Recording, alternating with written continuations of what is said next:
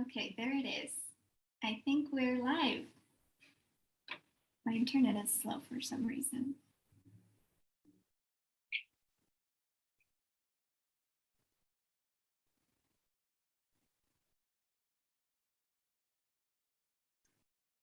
Okay. Items in the side panel here.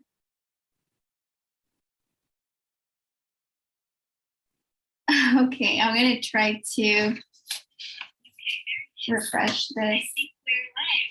Oh, my internet is slow for some reason. Okay, there we go. Now YouTube is muted, so it's not going to be distracting me, that weird echo. Okay. All right, I'm not sure who's going to make it to today's office hours because I didn't really promote them this week. I didn't talk about them much. I just said the last week that I would be on every Thursday at 4. But okay. But it's here. If people show up, I can see them, and if you have questions, just go ahead and type into the chat. Okay, well, I am happy to be here with you today. It is a rainy day in Spokane, so I've been home. I didn't go to campus today. It's the end of the semester for me, so I'm just wrapping up grades. Yeah, so today I wanted to talk about the difference between master's and PhD programs. Okay, so I wrote some notes here, and this is something that is a little bit confusing to many people, especially first-gen students who are not really sure what to do after undergrad. So yeah, let's talk about that. So first of all, I encourage you to start at the end. So start with your goals. What do you want from your life? What do you want to do? And then work backwards. So then what is going to help you to get to that dream life or those major goals or where you see yourself in, I don't know, 10 years? And then work backward. So if you're not sure what those goals may be, or if you have not really taken the time to imagine what you want your life to look like, I would suggest just talking to people, and talk to people who are in master's programs currently and PhD programs, or who have gone through those programs. It helps to see the different directions that people take in their lives. Some might even say that the route they took just ended up being totally wrong, and that they wish they had taken other steps to get to where they are. So it helps to hear these stories. So I encourage you to talk to different people in different industries. A lot of times we don't even know what to ask, right? So be open and listen to people.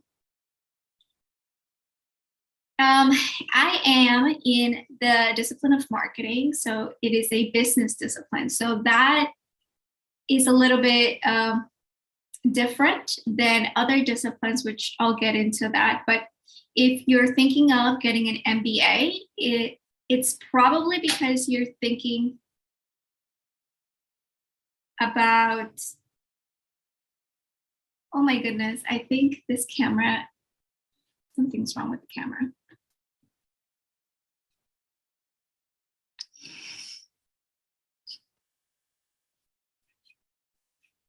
One second.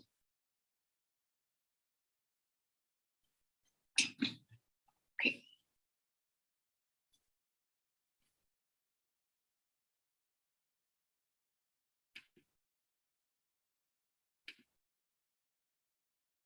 Okay, I think I'm gonna have to use this computer camera. I'm not sure if it's still live streaming.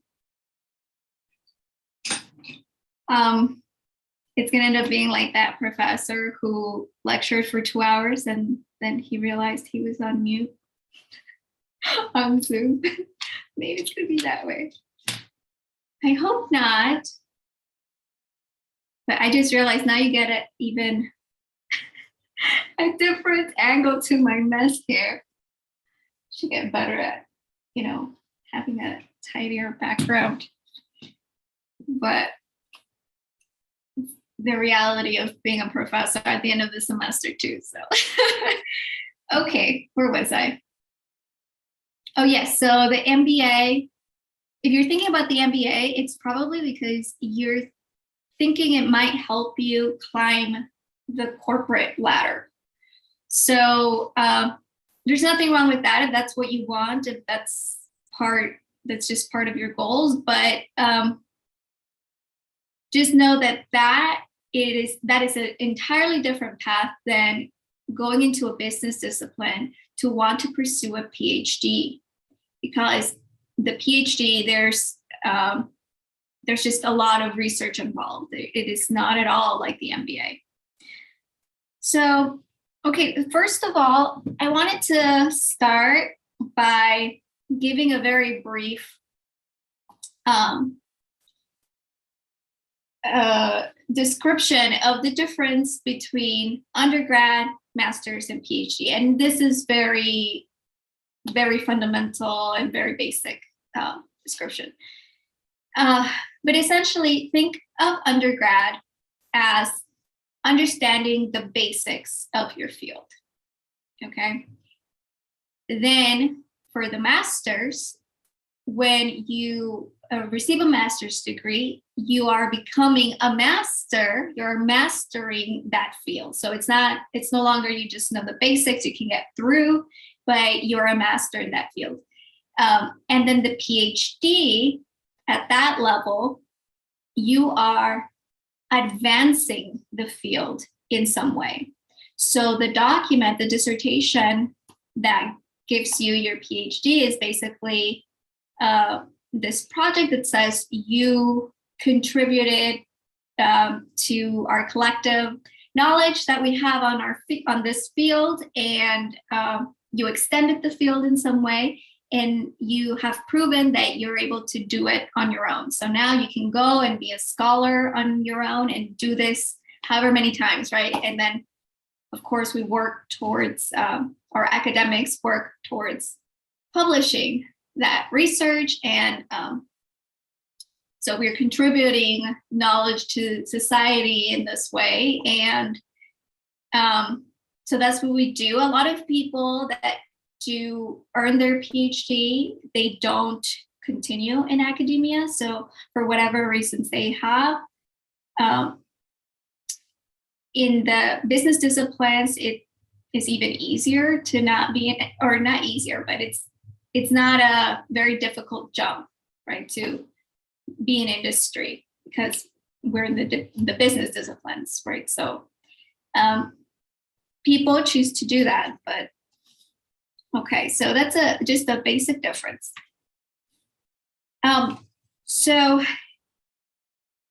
as a first step, again, I want to reiterate that you want to really have a clear idea of what it's going to mean on a daily basis. Like, what does a master entail? What does the PhD entail on a daily basis? And how is it going to help me achieve those goals? So again, I urge you to talk to people who are currently completing those degrees or who have completed those degrees to get different opinions. So what I want to share is how I made that decision, like master's versus PhD. And at the time, I was an undergrad, first gen, no connections, no support, right? It was just kind of all on my own. I did get a lot of support from professors at the time. In fact, I'm going to share a little bit about that. Like the professors who took the time to sit with me, get to know me, talk to me about grad school, I am very grateful to them because they really were instrumental, because I didn't really have this kind of guidance elsewhere.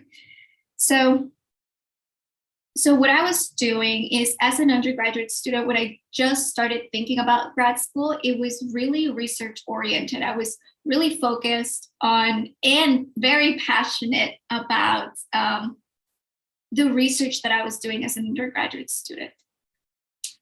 So that was my focus. I wasn't really like, okay, I want to get into this kind of company and then climb the corporate ladder, right? Like, no, my approach was just very different. So at the time, I also was thinking that the discipline that I was going to go into was going to be philosophy.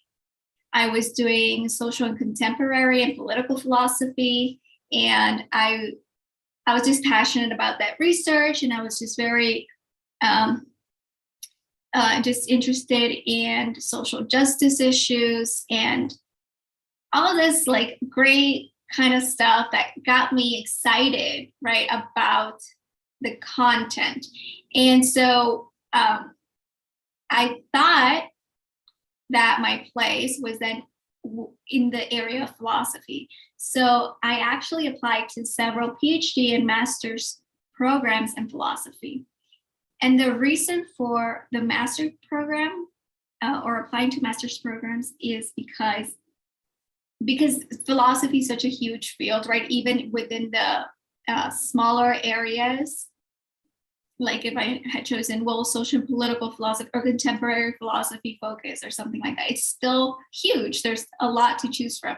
And I wasn't sure where I would fit within the vast discipline and the different areas, because many things sounded exciting. So the recommendation in that case is, because I wasn't sure exactly what I would want to do for the next 5+ years of my life, do a master's, right? Focus on this one sub area for 2 years and see how you like it. If you don't like it, you're not going to, spend years and years of your life in this super difficult project, right? So that's why I also applied to master's programs in philosophy.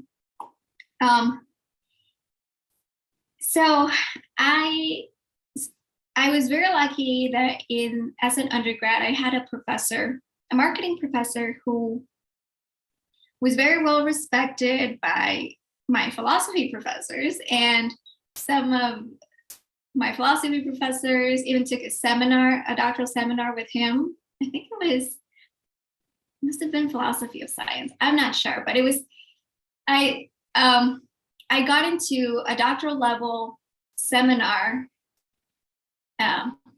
with him as an undergraduate student, because I was very interested in the class, and I was curious as to like how he would approach the conversations, especially from this lens, right? Like how do all these ideas come into the discipline of marketing? So I was just curious, and I really wanted to get in. I got permission from him, the dean, I don't know what, but I was just so happy to be a part of that. And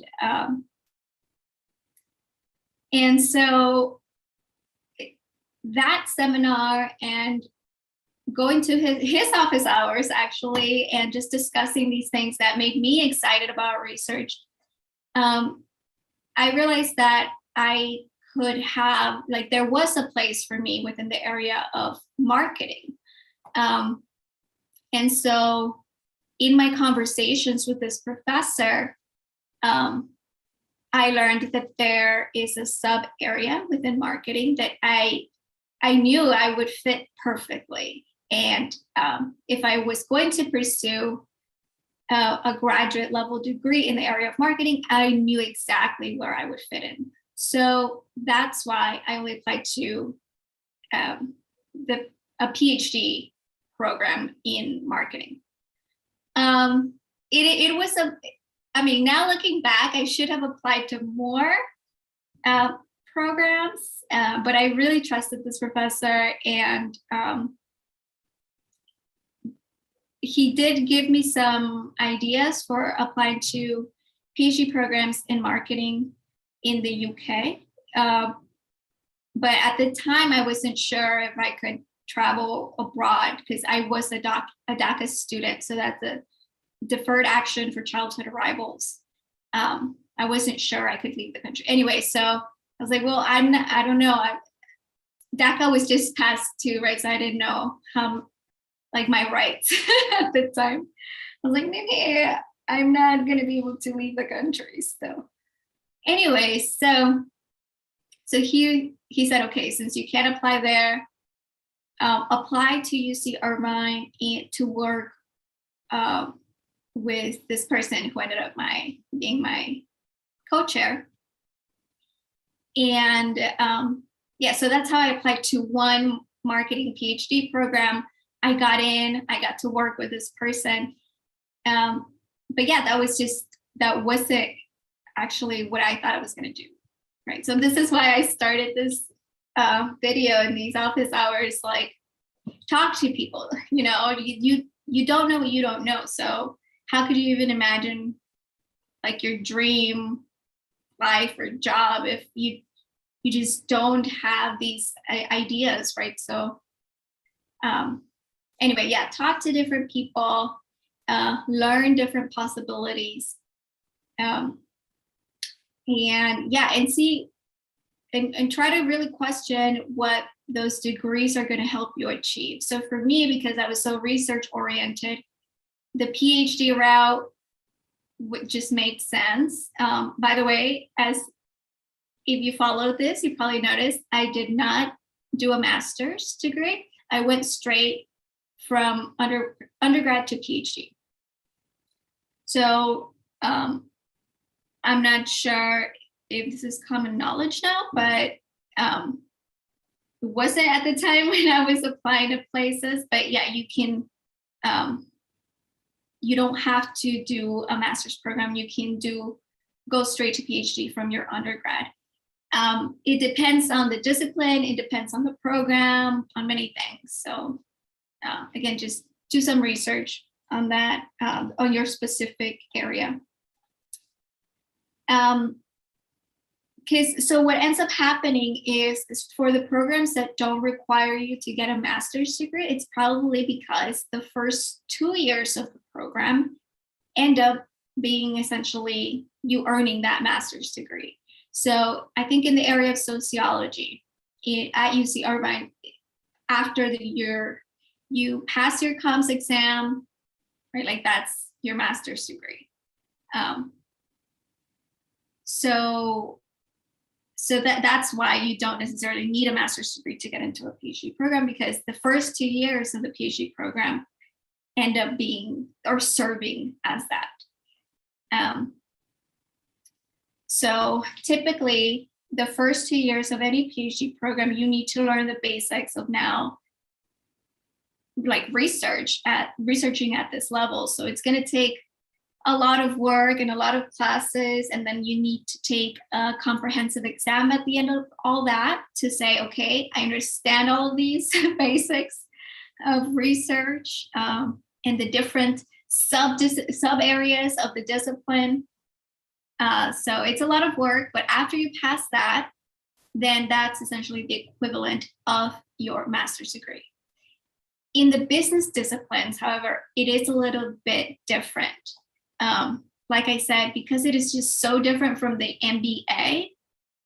So MBA students are not at all doing the same thing that first and second year PhD students are doing, even in the business disciplines. So for MBAs, okay, so if you're thinking about marketing, right? If you majored in marketing as an undergrad, you probably learned all of the basics of marketing. And if you pursue your MBA, then you're gonna take, instead of principles of marketing kinds of classes, now you're gonna take something like marketing management. And that class, you're gonna, see some of the things that you learned in the principles, right? But now it's gonna be a little bit more in depth. You're going to get into practicing a lot of the very specific components of like, different strategy, different approaches. As part of the MBA, there's also networking is a huge part of that, right? So you're going to go to a lot of events where you're just, the purpose of those events is for you to network and all of that. So that's what you'll be doing at the MBA level, right? It's kind of an extension of that undergraduate education. As a first and second year PhD student, you're not going to be doing that at all. So you're going to be learning all kinds of research approaches, research methods, different paradigms, like with science, scientific approaches, right? Different sub areas to the field, whichever field you are in. So finance, marketing, accounting, they all have different sub areas. You'll learn about writing for publicly, for writing for publishing, right, in journals, so in academic journals. So you're going to learn all of these basics of basically academia in your area. It is not at all like the stuff that you're going to learn in an MBA program, which would be more practice oriented rather than extending the knowledge that we know about this area. So knowing that difference might help you a little bit, especially if you were thinking about doing an MBA or a PhD program. Sorry, I'm a little bit distracted with this YouTube setup online. But anyways, I hope this ends up recording and posting. But anyways, I wanted to come in here and tell you a little bit about like how I arrived at, pursuing a PhD in marketing, which seems, I don't know, I feel like people, when they hear that, they think it's something entirely different than what I actually do. So yeah, I wanted to just talk a little bit about the difference between, an MBA, a PhD, or a master's degree. I don't want this particular video to run as long, so I'm gonna end here. But if you're curious to know a little bit more about what I do specifically in my sub area of marketing, feel free to ask, and I'll try to discuss that in a future, office hours like this, or I might make it into a short video. So this is one thing that I would really appreciate your feedback on. If you're watching this video later as it gets posted to YouTube, let me know your thoughts on these office hours. Now that I'm wrapping up the semester, I'm starting to think more about my approach to YouTube. And I think that live office hours might be really helpful, but I also think that maybe adding in some videos, just pre-recorded videos, would also help, just to make them shorter. And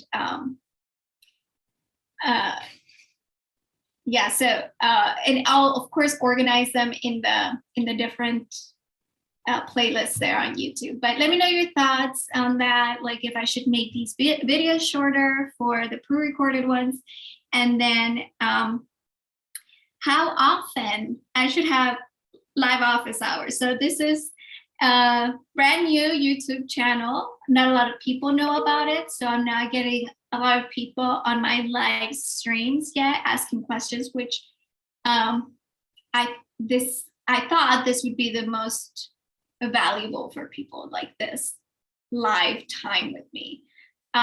So I think now I'm going to, this is what I was thinking. I was thinking about just lowering the frequency of the live stream. So instead of every week on Thursdays at 4, I'll do something like once a month live stream, and then in between, I will upload videos, so pre-recorded videos.